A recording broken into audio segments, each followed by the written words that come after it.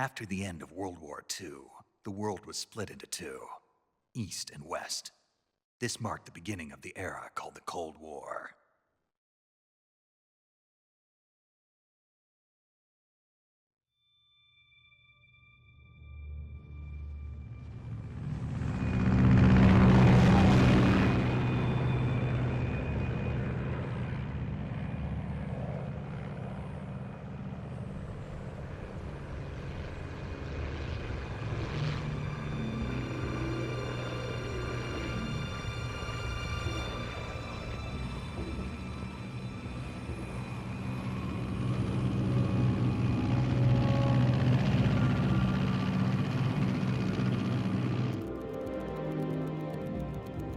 Pakistan, altitude 30,000 feet.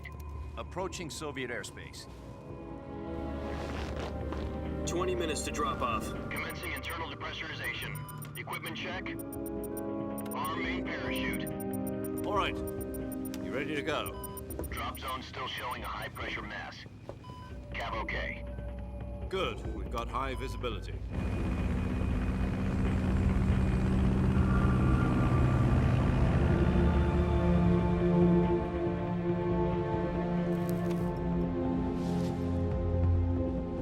Put out that cigar. Connecting oxygen hose to interior connector. Put on your mask.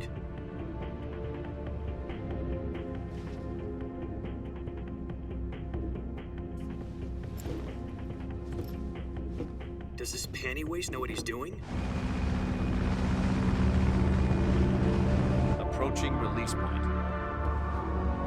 10 minutes to drop off. Hey, are you deaf? He said put out the cigar and put on your mask.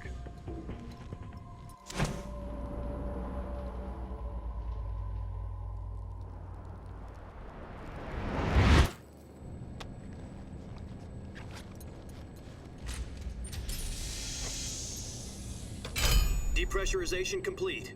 Checking oxygen supply. 6 minutes to drop off. Opening rear hatch.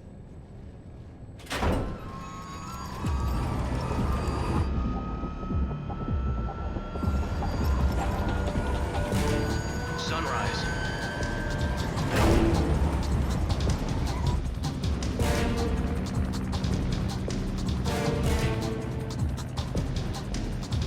External temperature minus 46 degrees Celsius. 2 minutes to drop off. Stand up. You'll be falling at 130 miles per hour. Try not to get frostbite from the wind chill. 1 minute to drop off. Move to the rear. Activate bailout model. This is one for the history books. The world's first halo jump. 10 seconds to drop off. Stand by. Status okay. All green. Prepare for drop-off. Countdown. 5, 4, 3, 2, 1. Spread your wings And fly. God be with you.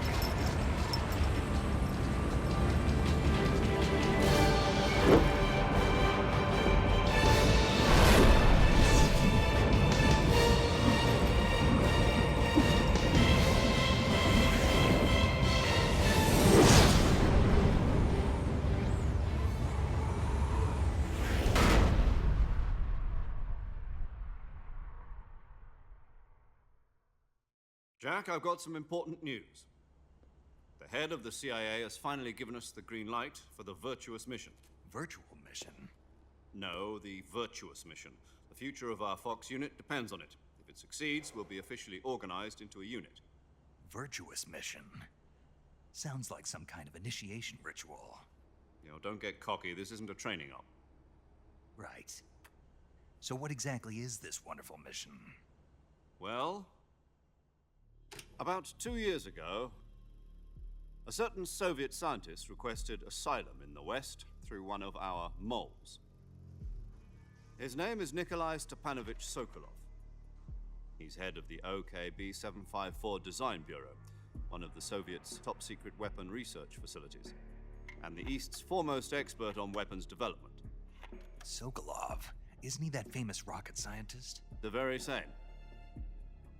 On April the 12th, 1961, the Soviets achieved the first manned spaceflight in history. The Earth was blue, but there was no God. Well spoken.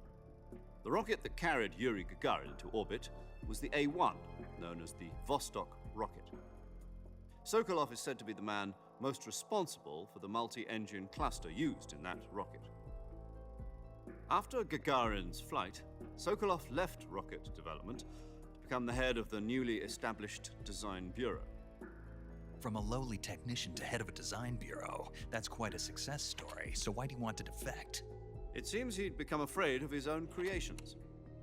Afraid? Call it a crisis of conscience. And for that, he left his country and his family behind and went over the fence? Not exactly. One of his conditions was that his family was also to be taken safely to the west. We used a mole to get the family out first and succeeded in sneaking Sokolov over the Berlin Wall shortly afterwards. I was the one who conducted the operation. The security on the eastern side was still full of holes back then. Then what? We got Sokolov over in one piece, but the whole ordeal had left him exhausted, and we checked him into a hospital in West Berlin. It took him 2 weeks and more than 600 miles to get from the research facility in the Soviet Union to Berlin. He was in no condition to say anything coherent.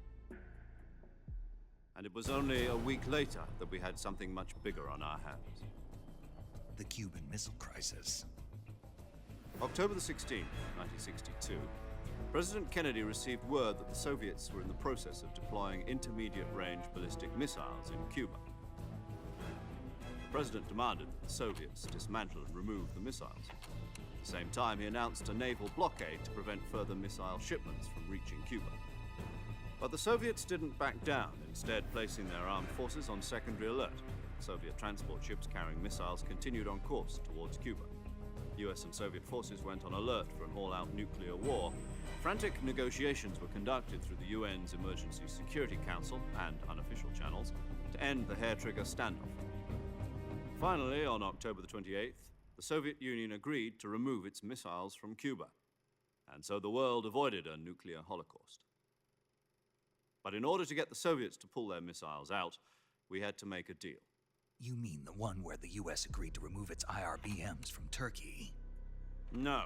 The Jupiter IRBMs deployed in Turkey were obsolete, and we were going to get rid of them anyway. They had no strategic value whatsoever to either the US or the Russians. The Turkey deal was a ruse, a cover story that was fed to the other intelligence agencies around the world. So what did the Russians really want? Sokolov. They wanted us to return Sokolov. You mean the Soviets pulled out of Cuba just to get their hands on Sokolov? That's right. What the hell was he working on? At the time, we had no idea. We were running out of time. It was either give up Sokolov or risk full-scale nuclear war. In the end, we had no choice. President Kennedy gave in to Khrushchev's demand. The next day, I got Sokolov out of the hospital, handing him over to agents on the eastern side. Sokolov kept on screaming, "Save me," until he disappeared from my sight. Then a month ago, we received some new information from one of our moles. About Sokolov? Yes. He was taken back to the research facility and forced to continue working on the weapon in question under KGB supervision. What's more, it's on the verge of completion. So what kind of weapon is it? Something to do with space rockets? No, missiles. Same technology. I guess you're right. We don't know the details, but it appears to be a new kind of nuclear device. For half a year now, the Soviets have been conducting frequent nuclear tests at Semipalatinsk. Something to do with the weapon, I assume. We're talking about a secret weapon so big that Khrushchev was ready to pull out of Cuba to get it back. Is Sokolov still in the facility? No. According to our intelligence, he's in Selinoyarsk, a place in the mountains about 3 miles to the west that's known as the Virgin Cliffs. The Virgin Cliffs. Nice name for a virtuous mission. They moved him there just recently. Why? Apparently, they're conducting a field test of the weapon, but it's our best chance to get him back. This mission would never have been possible if he was still in the research facility. This is our last chance. Sokolov must have known that too when he contacted us.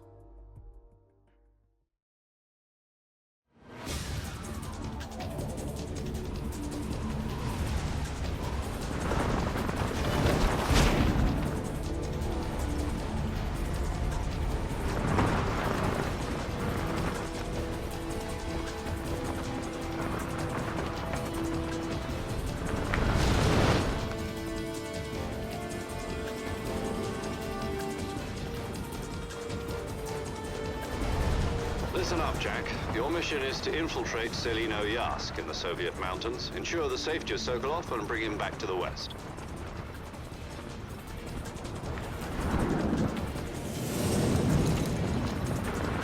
If we don't get Sokolov back before that weapon is complete, we'll be facing a major crisis. The clock is ticking.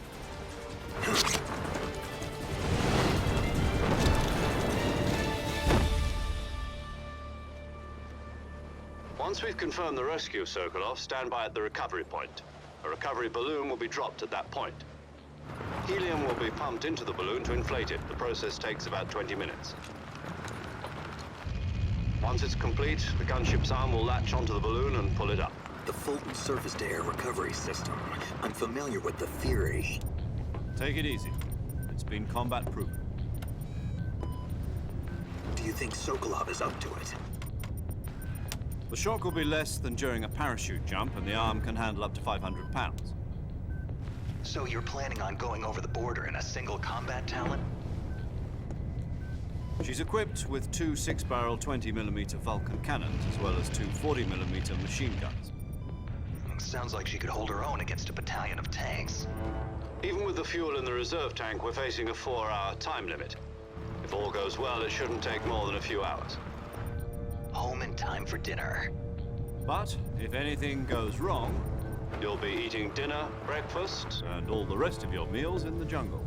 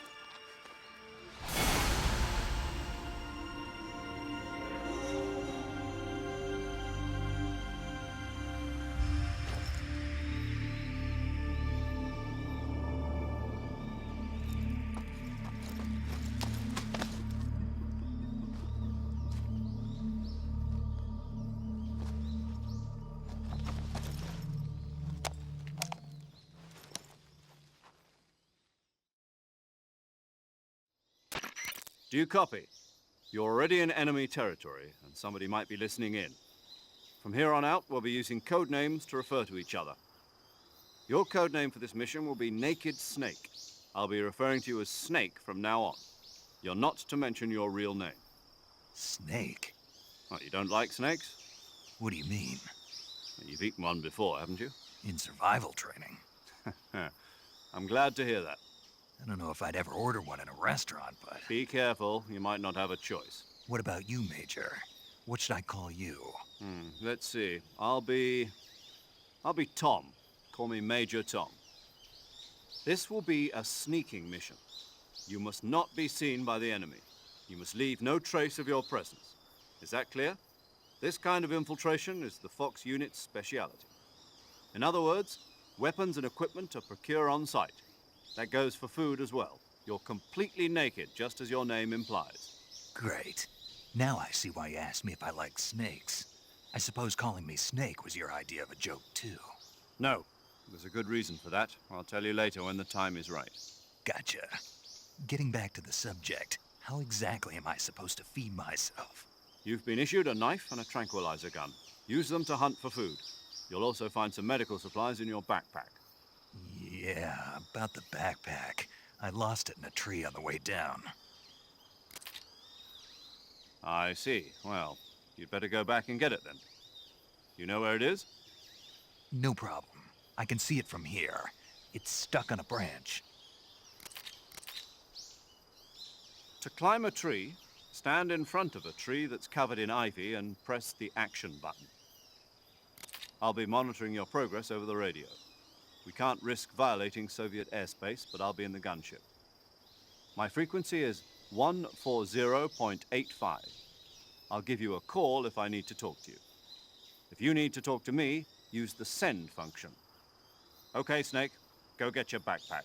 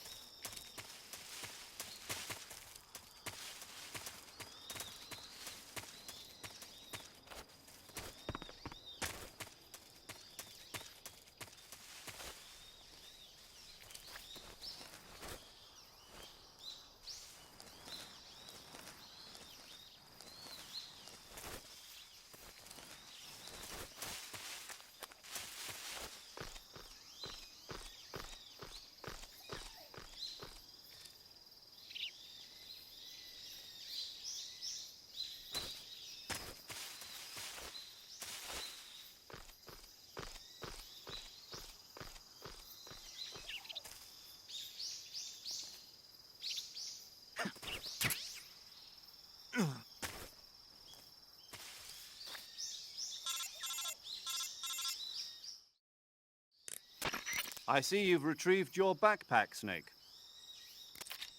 To equip a weapon, it's necessary to take it out of your backpack. In the survival viewer, choose Weapon from the backpack.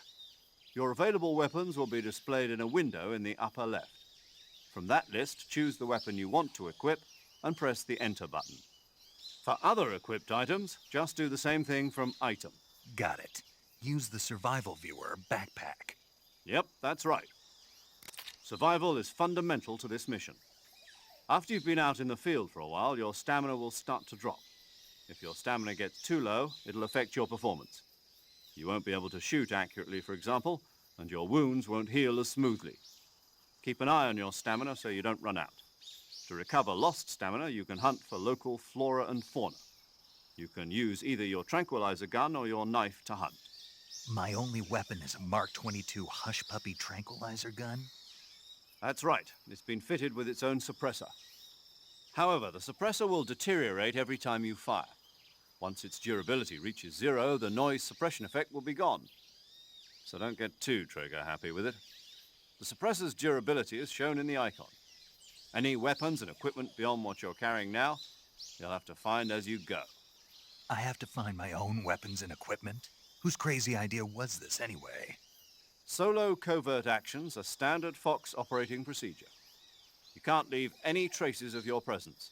No weapons, equipment, footprints, sweat, or bodily waste. The same goes for bullets and cartridges, too. Your presence in enemy territory is already a violation of international conventions of warfare. There aren't supposed to be any American soldiers in Russia. It could spark an international incident. You can't let anyone see you. You can't let the enemy know you're there. This is a stealth mission. You're a ghost, Snake, in every sense of the word. And there'll be no rescue if you're captured. The military and US government will deny any involvement in the affair. Then I'll just have to take care of myself, huh? I'm afraid so. You've been given a fake death pill for that purpose. SIS guidelines stipulate that soldiers on covert ops like this one be issued a potassium cyanide capsule. Tape it to your body so you can take it when you need to. How generous of you. Use it if you're taken prisoner by the enemy. It'll send you into a state of false death for a short time. Fooling them into thinking that I'm really dead. So, how do I come back to life? Just take the revival pill. You mean that thing they put in my tooth before the mission? That's the one. But be careful. If you remain in a state of false death for too long, nothing will be able to bring you back. Remember that. I'll keep it in mind. You said this was a solo mission, right? Right. I guess that means I can't count on any reinforcements. Correct. The mission rests entirely in your hands. A real one-man army. Relax. There's a support team ready to back you up over the radio. Who? I'll introduce them to you. This time, survival is of utmost importance. The first member of the support team will be in charge of monitoring your physical condition, acting as a medic, so to speak, as well as recording your mission data. She's a member of Fox as well, and she's here on the gunship with me. She. Hello, Snake. I'm paramedic. Nice to meet you. Paramedic. As in a medic who comes in by parachute. Aren't you going to tell me your real name? Are you going to tell me yours, Mr. Snake? My name, huh? It's John Doe. And they call you Jack for short. You're a regular Captain Nemo. A name means nothing on the battlefield. After a week, no one has a name. What's your name? Jane Doe. Very funny. I wasn't joking, but I'll tell you my name only if you manage to make it back alive. My frequency is 145.73. She's also in charge of recording your mission data. Whenever you want to save, send a message over the reserved save frequency, 140.96. So saving lets me record my mission data. That's right. It also records the state of your health. Good to know. There's one more person I want to introduce you to, Snake. Huh? Speaking of snakes, you remember the boss, don't you? A legendary soldier and your mentor. Actually, it was the boss that got the DCI's authorization in the first place. She's going to be serving as Fox's mission advisor. The boss is? She also helped me plan this mission. She and I were at SAS together. Jack, is that you? How many years has it been? Boss? That's right. It's me. Oh. Talk to me. Let me hear your voice. It's been 5 years, 72 days, and 18 hours. You've lost weight. You can tell just by the sound of my voice. Of course I can. I know all about you. Really? Well, I don't know anything about you. What's that supposed to mean? Why'd you disappear on me all of a sudden? I was on a top-secret mission. You didn't need me anymore. But there were still so many things I wanted you to teach me. No, I taught you everything you needed to know about fighting techniques. I taught you all I could. The rest you needed to learn on your own. Techniques, sure. But what about how to think like a soldier? How to think like a soldier? I can't teach you that. A soldier needs to be strong in spirit, body, and technique. And the only thing you can learn from someone else is technique. In fact, technique doesn't even matter. What's most important is spirit. Spirit and body are like two sides of a single coin. They're the same thing. I can't teach you how to think. You'll just have to figure it out for yourself. Listen to me, Jack. Just because soldiers are on the same side right now doesn't mean they always will be. Having personal feelings about your comrades is one of the worst sins you can commit. Politics determine who you face on the battlefield. And politics are a living thing. They change along with the times. Yesterday's good might be tomorrow's evil. Is that why you abandoned me? No, it had nothing to do with you. I already told you, Jack. I was on a top-secret mission. A soldier has to follow whatever orders he's given. It's not his place to question why. But you're looking for a reason to fight. You're a natural-born fighter, but you're not quite a soldier. A soldier is a political tool, nothing more. That's doubly true if he's a career soldier. Right and wrong have no place in his mission. He has no enemies and no friends. Only the mission. You follow the orders you're given. That's what being a soldier is. I do whatever I have to get the job done. I don't think about politics. That's not the same thing. Sooner or later, your conscience is going to bother you. In the end, you have to choose whether you're going to live as a soldier or just another man with a gun. There's a saying in the Orient, loyalty to the end. Do you know what it means? Being patriotic. It means devoting yourself to your country. I follow the president and the top brass. I'm ready to die for them if necessary. The president and the top brass won't be there forever. Once their terms are up, others will take their place. I follow the will of the leader, no matter who's in charge. People aren't the ones who dictate the missions. Then who does? The times. People's values change over time. and so do the leaders of a country. So there's no such thing as an enemy in absolute terms. The enemies we fight are only enemies in relative terms, constantly changing with the times. As long as we have loyalty to the end, there's no point in believing in anything, even in those we love. And that's the way a soldier's supposed to think? The only thing we can believe in with absolute certainty is the mission, Jack. All right, but do me a favor. What is it? Call me Snake. Snake. Oh, right. Your code name is Snake. It suits you well. That's right. The legendary unit that the boss put together during World War II was a snake. The Cobra unit, a group of heroes that brought the war to an end and saved the world. As long as you've got a legendary hero backing you up, you'll be fine. Isn't that right, Snake? Yeah, I can't think of anyone else I'd rather have with me. Oh, and one more thing, boss. Yes? It's good to hear your voice again. Same here. After all, who knows if either of us will make it out alive? Snake, you are always best at urban warfare and infiltrating buildings. But this is the jungle. Survival is going to be key. Those CQC techniques I taught you are sure to come in handy. CQC? Close quarters combat, huh? I've been in the Green Berets for the past few years. I'm probably pretty rusty. Not to worry. I'll be here to help you remember. After all, this is your first actual survival mission. I'll be supporting you over the radio. Where are you, boss? Next to the Major? The boss is communicating with us by radio from aboard a Permit-class submarine in the Arctic Ocean. My frequency is 141.80. Call me if you need my advice on battle techniques. Gotcha. Your mission is to retrieve Dr. Sokolov. Dr. Sokolov is being held in an abandoned factory located to the north of your current position. Avoid heavy combat and don't let anyone see you. Don't forget that this is a stealth mission. Snake, try to remember some of the basics of CQC.